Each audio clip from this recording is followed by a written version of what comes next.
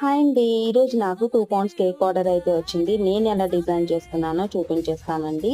So, ఇక్కడ నేను ఒక బేబీ గర్ల్ కోసం అయితే కేక్ చేశాను. ఇక్కడ 2 పౌండ్స్ కేక్ అయితే ఆర్డర్ చేశారండి. Butter scotch flavour.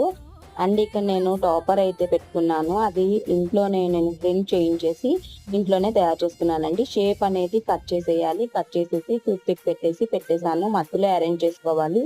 ఇలా అరేంజ్ చేసుకున్నాక ఇక్కడ నేను రోజ్ నాజిల్ యూజ్ చేసి ఇక్కడ డిజైన్ అయితే చేస్తున్నాను. మీరు ఇంకేదైనా కూడాను నాజల్స్ యూజ్ చేసి డిజైన్ అయితే చేసుకోవచ్చు. ఫస్ట్ డ్రా చేసుకోండి. చాలా వీడియోస్లో చెప్పాను కదా, ఇంతకుముందు నేను కొన్ని ఫ్రాక్ డిజైన్ అయితే చేశాను.